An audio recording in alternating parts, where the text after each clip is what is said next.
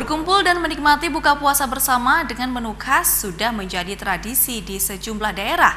Nah, kali ini kami ingin mengajak pemirsa melihat salah satu kuliner khas Aceh yang selalu ada pada saat kegiatan buka puasa bersama.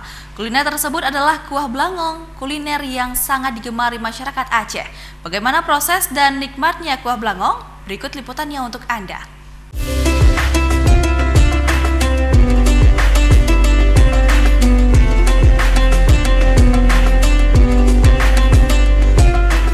Kuah belangong atau sering disebut juga dengan gulai daging sapi atau kambing merupakan kuliner khas yang banyak dijumpai di Aceh Besar dan Kota Banda Aceh. Belangong merupakan sebutan untuk kuali besar sebagai wadah untuk memasak gulai tersebut. Setelah dimasukkan bumbu khas Aceh seperti cabai kering, kelapa gongseng, kayu manis, serai, untuk menambah nikmatnya gulai ini turut juga ditambahi pisang serta nangka muda. Nah, untuk proses memasaknya sendiri butuh waktu sekitar 3 jam agar kuah belangong tersebut bisa disantap dengan tekstur daging yang empuk.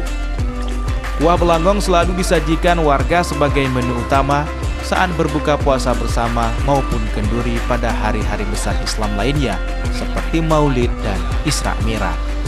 Kuah belangong tidak hanya lezat dan nikmat, namun memasak kuah belangong juga menggambarkan kebersamaan dan silaturahmi antar sesama.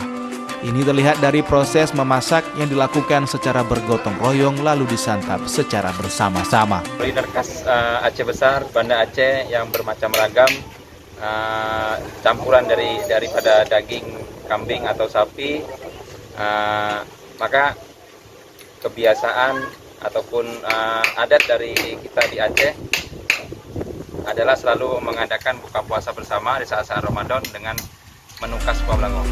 Selain menu utama untuk berbuka puasa, kuah belangong tersebut juga dibagikan kepada warga. Dan uniknya lagi, kuliner khas yang satu ini dimasak oleh para pria. Hal ini dilakukan tidak terlepas dari tradisi turun-temurun dari masa kerajaan hingga sekarang. Dari Banda Aceh, Sukri Saribudin, iNews melaporkan.